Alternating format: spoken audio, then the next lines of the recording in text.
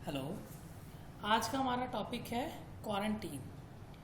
But quarantine क्या होता है ये समझने से पहले हम एक और टर्मिनोलॉजी समझेंगे विच इज़ कम्युनिकेबल और ट्रांसफरेबल डिजीज़ेस। कि कम्युनिकेबल या ट्रांसफरेबल डिजीज़ेस कौन सी होती हैं।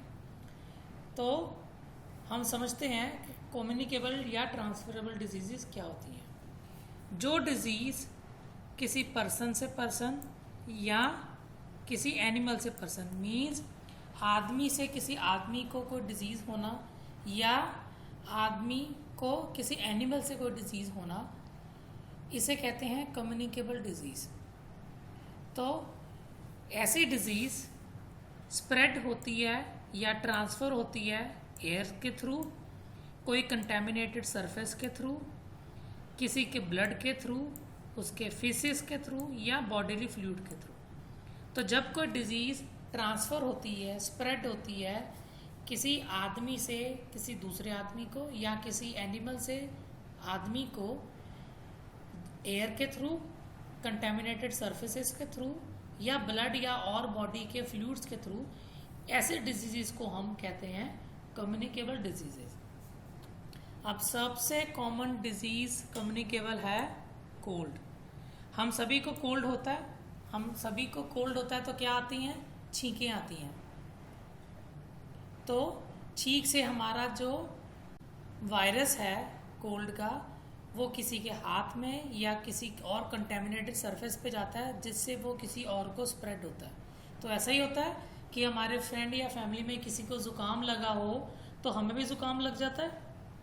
तो ज़ुकाम लगना is the most common communicable disease. और बहुत सी कम्युनिकेबल डिजीज़ के हमने नाम सुने होंगे, जैसे कि Ebola, hepatitis A, hepatitis B, HIV AIDS, TB, tuberculosis जिसे कहते हैं, या आज की डेट में सबसे कॉमन है कौन सा? कोविड-19। कोरोना का तो आज की डेट में सभी ने नाम सुना ही हुआ है। तो कोरोना भी एक कम्युनिकेबल डिजीज़ है। तो अब हम इसे समझते हैं कि क्वारंटाइन में इसका मतलब क्या है। तो क्वारंटाइन क्या होता है? क्वारंटाइन ये होता है कि जब भी हम किसी आदमी को सेपरेट कर दें दूसरे आदमियों से, उसकी मूवमेंट रिस्ट्रिक्ट कर दें, उसे आइसोलेट कर दें, तो उसे कहते हैं क्वारंटीन।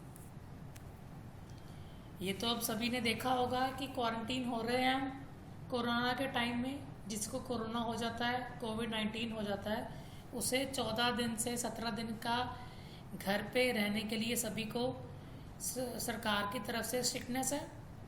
तो ये क्वारंटीन ही होता है। अब क्वारंटीन होता क्या है? क्वारंटीन का मतलब ये है कि हमने आपको रिस्ट्रिक्ट कर दिया एक जगह पे, बंद करके रख दिया एक जगह पे, क्योंकि जो आपकी डिजीज़ या इलनेस है वो एक कम्युनिकेबल डिजीज़ है।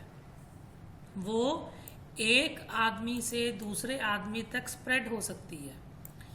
तो इसलिए हम उस पर्सन को क्वारंटीन करके रखते हैं। इसीलिए मैंने आपको क्वारंटीन समझाने से पहले आपको कम्युनिकेबल डिजीज़ समझाया, कि ताकि आपको पता लगे कि हम क्वारंटाइन क्यों कर रहे हैं। हम क्वारंटीन इसलिए कर रहे हैं ताकि जो कम्युनिकेबल डिजीज़ एक आदमी से दूसरे आदमी तक फैल रहा है वो रिस्ट्रिक्ट हो जाए। कैसे? जब हम उस इन्फेक्टेड पर्सन को किसी जगह पर बंद करके उसकी मूवमेंट को रिस्ट्रिक्ट कर दें, सो दैट कि वो डिजीज़ आगे मत फैलने पाए। ओके? ये वर्ड इटालियन वर्ड है। जो वर्ड आया है क्वारंटा जोर्नी, इसका मतलब होता है 40 डेज। तो कोरोना के टाइम में भी हमें सरकार यही कहती है 14 दिन आप अपने अपने घर पे रहो अगर किसी को कोरोना हुआ है। तो ये क्वारंटीन वर्ड आया है इटालियन वर्ड से, which is क्वारंटा journey, meaning 40 days. तो 40 डेज ये कैसे आया था?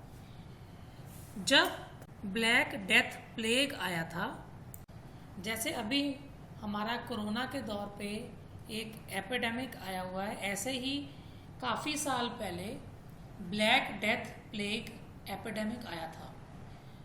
तो उस प्लेग के दौरान जो शिप्स होती थी, शिप समझते हैं, जो समुंदर के किनारे पे शिप्स आती थी, उनको आइसोलेट किया जाता था।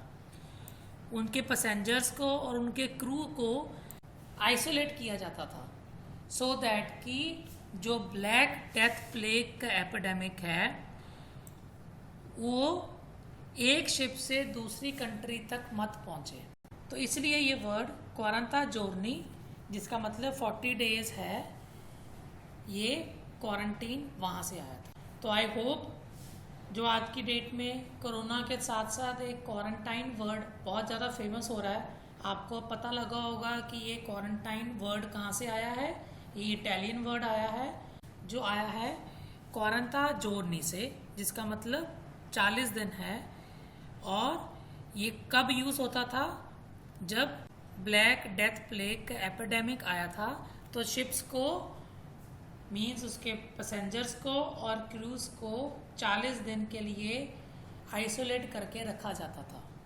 तो अब आपको सभी को पता लगा कि क्वारंटाइन वर्ड कहाँ से आया है। अगर स्टिल आपके कोई डाउट्स हैं तो प्लीज़ आप लोग पूछ सकते हैं। Thank you.